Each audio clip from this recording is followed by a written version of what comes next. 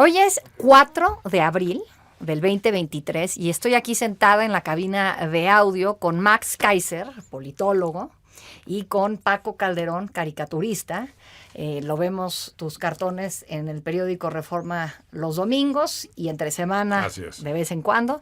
Y acaban de publicar este libro, Lo que diga tu dedito, que me pareció muy bueno el nombre de Tu Dedito porque pudo haber sido muy fácil decir lo que diga su dedito y hacer una crítica de López Obrador, porque pues sí vivimos en un sexenio en donde se hace prácticamente lo que diga el dedito del presidente.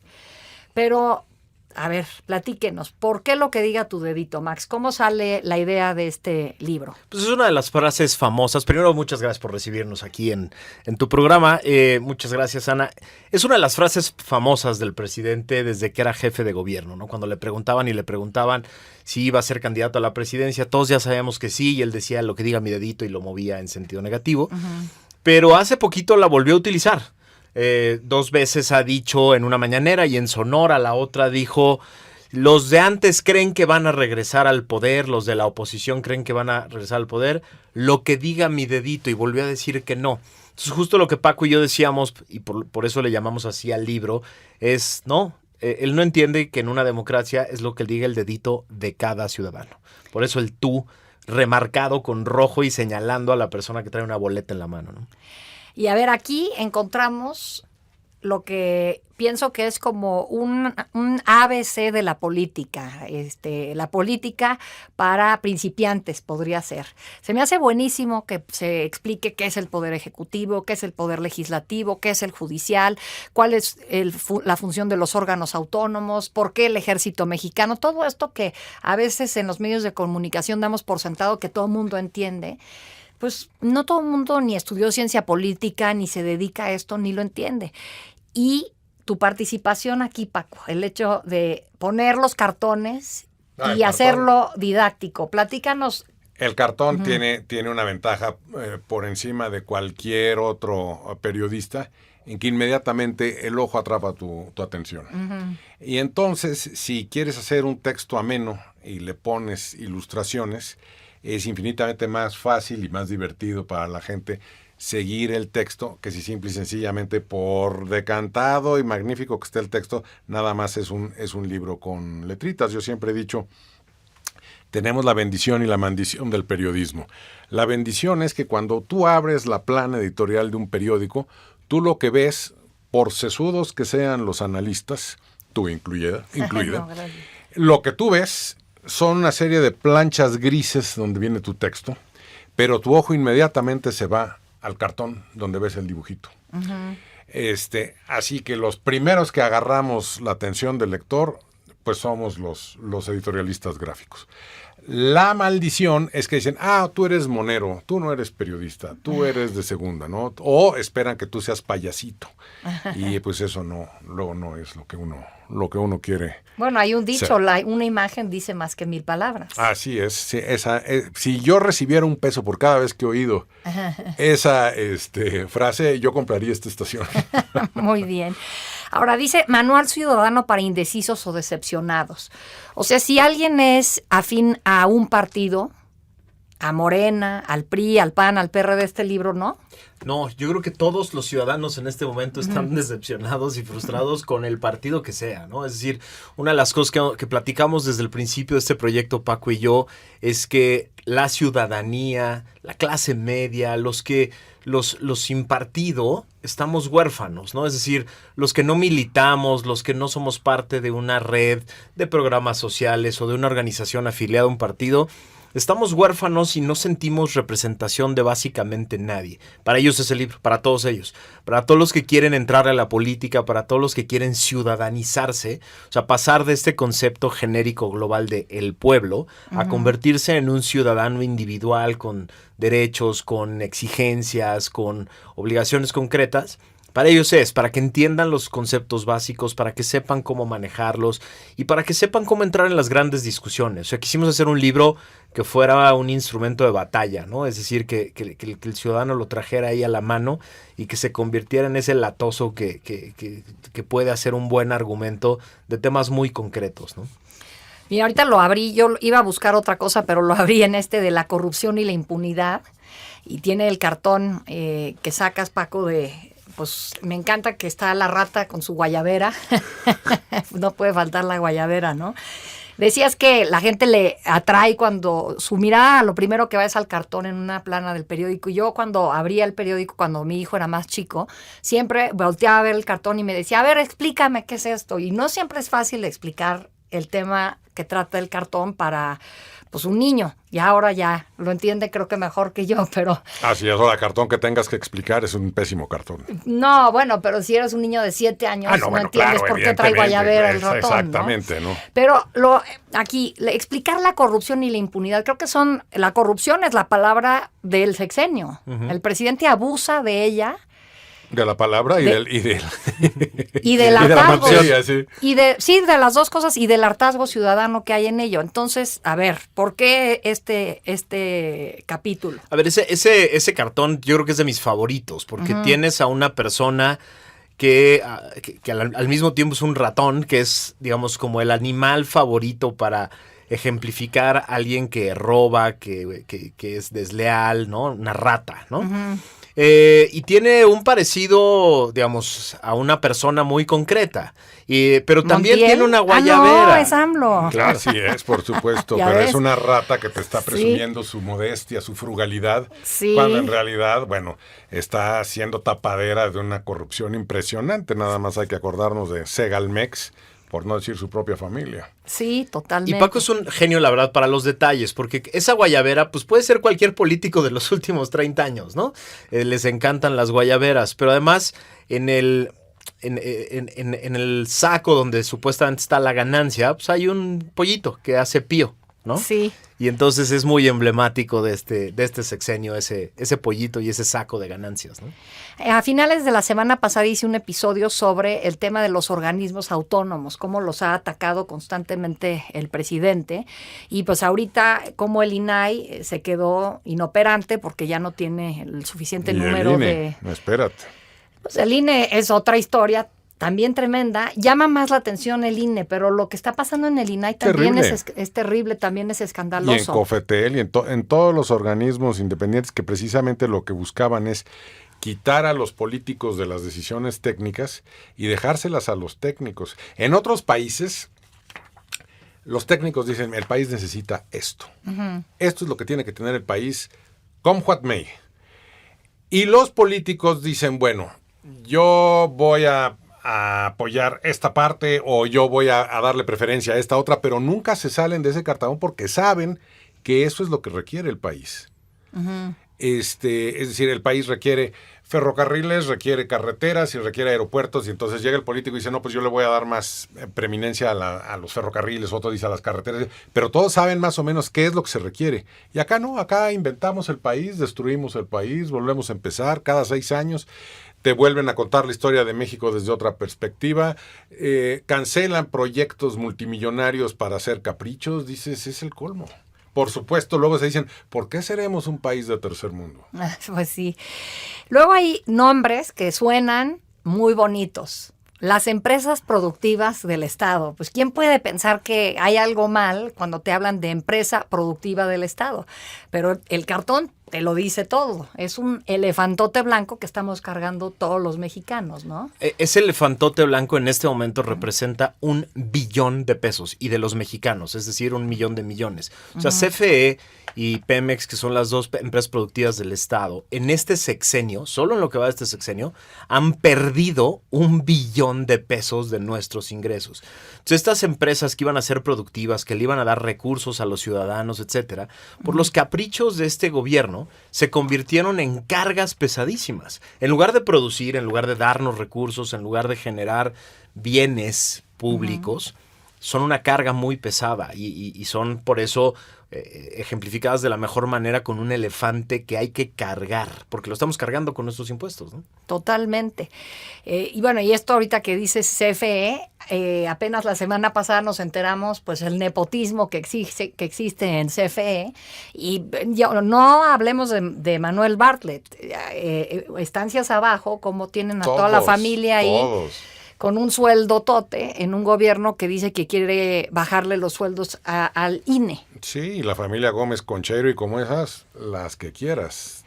Ahora, hay esta parte en el libro de qué es ABC, por ejemplo, qué es una democracia y en democracia cómo debe de verse el poder ejecutivo, cómo debe de verse la no corrupción, cómo debe de verse, o sea, todo esto me parece valiosísimo que tienen en el libro, ¿no? Pues ese es el genio de Max, que en muy pocas palabras y en pildoritas perfectamente bien diseñadas, la verdad que sí. Te va dando lo básico que tiene que saber cada ciudadano para participar en la vida política de su país. Ahorita decías tú del pueblo que es un colectivo. Sí, perdón, me confieso, yo no creo en el pueblo no existe, el pueblo es un genérico. El pueblo es todos y es por todos lo tanto y no es nadie. nadie. Y a la hora que te quieres calificar te falta pueblo, pues no, que yo era el pueblo. No, el ladrillo esencial de toda democracia es el ciudadano. Tú no vas a poder tener una buena democracia si tienes ciudadanos apáticos, ignorantes, desobligados. Y te sorprendería, como bien estabas diciendo tú al inicio del podcast, gente que uno pensaría, bueno, estos son educados, esta gente ha viajado, tiene mundo, ha ido a la escuela y tiene hasta posgrados, no saben lo básico de su país en materia política. Te preguntan, oye, ¿qué son los legisladores? ¿Por qué yo oigo que hay legisladores, diputados y senadores? No. Ambos son legisladores, pero unos representan a los estados y otros a los distritos electorales. ¿Qué es un distrito electoral? No, pues dividir el país en cachitos en donde más o menos la población esté en trozos iguales. ¿Cómo es eso? Perdón, o sea, no tienen nada. No, es que no es tampoco tan Te sencillo. dicen, la policía judicial, pues pertenece al poder judicial, ¿no? Por eso son judiciales. Pues no. Oye, y al principio arrancan con Ernesto Zedillo, Vicente Fox, Felipe Calderón, Enrique Peña Nieto. ¿Por qué deciden arrancar con esto? Que los cartones son geniales y la historia pues es muy buena. ¿Por qué? Quisimos dividirlo en dos y el proyecto surgió al revés de cómo está acomodado el libro. O sea, primero pensamos en los 30 conceptos y como bien apuntas, cada concepto es un párrafo sencillo para que todo el mundo pueda entender. El Poder Judicial es, ¿no? Digamos, la descripción académica. Luego, 5 puntos muy concretitos de cómo se ve hoy, para que la gente tenga elementos para discutir el análisis de cómo se ve hoy. Y luego 5 elementos de cómo se debería de ver hacia adelante. Cuando acabamos los 30 conceptos, decíamos Paco y yo, necesitamos un cómo llegamos hasta aquí. Cómo llegamos hasta este momento en el que estos conceptos se ven así. Entonces decidimos irnos a unos 4 sexenios para atrás. Hicimos minería de las caricaturas de Paco. Fue un problemón escoger de tantas que había. Y contamos un poquito la historia para que la gente sepa que no llegamos aquí de la nada, no llegamos a no es generación espontánea. No. O sea, el populismo autoritario tiene causas, ¿no? Es decir, en todos los países del mundo donde ha invadido el populismo autoritario una democracia, es por causas muy concretas, es por elementos muy concretos, por frustraciones muy concretas de la población, por deudas muy concretas de los gobiernos anteriores. Y queríamos contarlas con caricaturas y con un poco de texto, ¿no? ¿Qué ven ustedes como la gran amenaza ahorita que pende sobre la democracia en México? Bueno, pues la autocracia, es decir, suspender la democracia y echar el reloj para atrás, ya no digamos a los años 70, oyendo el discurso del presidente el otro día, el 18 de marzo, pues lo quiere echar a tiempos de Cárdenas, ¿no? Estaba hablando de Ávila Camacho y de Mújica y dices, perdón, o sea, estás hablando de gentes de antes de la Segunda Guerra Mundial, ¿esa es tu idea del país? ¿Eso es como piensas que eso es el camino que tiene que retomar el país? Pues digo, no solamente ya pasó la guerra, ya pasó la posguerra, ya pasó la Guerra Fría, ya estamos en otra onda completamente y el presidente tiene esta vista al pasado, que además es un pasado completamente falso. Fíjate tú, cuando dio su último informe de gobierno, entre los miles que da, porque cada que quiere dar un informe de gobierno, ya no sé en cuántos va. Pues bueno, uno todas las mañanas. Se pone con los murales de Diego Rivera atrás. O sea, yo soy la personificación de la historia de México, de esa historia de México, que pues es muy colorida, pero es más falsa que un billete de 3 pesos, ¿no? Eso es la interpretación de un artista de los años 30 de lo que fue la historia de México, pero el que quiera aprender historia de México que no ve esos murales. los populistas autoritarios que hoy invaden las democracias del mundo agarran cualquier lugar del espectro, ¿no? Algunos se dicen de izquierda, otros se dicen de derecha, pero tienen características muy particulares. Todos se asumen como un momento crucial de la historia. Vengo a salvar al pueblo. Todos asumen esta idea de la política es de dos discusiones, conmigo o contra mí. Es dicotómica y no hay otra, no hay matices, ¿no? Y por eso, como se asumen como los representantes de la nueva historia, se asumen también como por un lado de la Constitución y de las leyes. O sea, se asumen como a mí no me aplican, a mí no me tocan, a mí no me me hagan rendir cuentas sobre la Constitución y la ley. Y eso es lo peligroso. Ese es, no digamos, me vengan con que la ley es la ley. Tal Esa cual. frase. no lo pudo haber puesto más claro, ¿no? Ajá. Es decir, para el populista es como yo soy el momento clave de la historia. A mí no me sometan a esas cosas tan engorrosas como las leyes, ¿no? Yo tengo el mandato divino de transformar a México. Eso es lo más peligroso que estamos viendo en México y en muchos lugares de América Latina y de Europa, ¿eh? Y yo te diría, una democracia entendida como el líder providencial todopoderoso y el pueblo en masa que lo adora, la unión pueblo-líder, uno, nunca ha funcionado en ningún país que lo ha intentado y ciertamente nunca ha sido democracia. Totalmente. Ahora, justo algo que quería decir es, para quien va a este libro, para el ciudadano común y corriente, ¿cómo ven el papel de la ciudadanía actualmente frente a este reto? En Muy pañales. apática. A ver, ¿Quién empieza? ¿Vas? Apática. Yo la veo Paco. apática. Mucha gente, así como te digo, que te sorprendería que no saben los principios básicos de ser un ciudadano. Bueno, pues por lo mismo ignoran sus deberes. Piensan todo, yo tengo que tener derechos, pero no tengo ninguna obligación. Tú les dices, bueno, ¿ya sacaste tu credencial de lector? Ay, fíjate que se me pasó. ¿Tus hijos ya la sacaron? No, ellos no creen en eso. ¿Y tú como padre qué haces? No, yo no me puedo pelear con ellos porque me cae que yo ya no entiendo a mis hijos. Le dices, oye, ¿y fuiste a votar? Fíjate que teníamos vacaciones, estábamos fuera. Y luego quise ir a la casilla especial, si es que la vacacionaron en México, y ya se habían acabado los votos. Pues, güey, no vayas a la casilla especial, no salgas de vacaciones, te quedas ese día a votar en tu casilla. Es tu deber ciudadano. Sí, pero es que fíjate que siempre hay una excusa, ¿me entiendes? ¿Para quién va este libro? A mí me encantaría que fuera para todos, pero hay una realidad y es que el libro tiene un precio.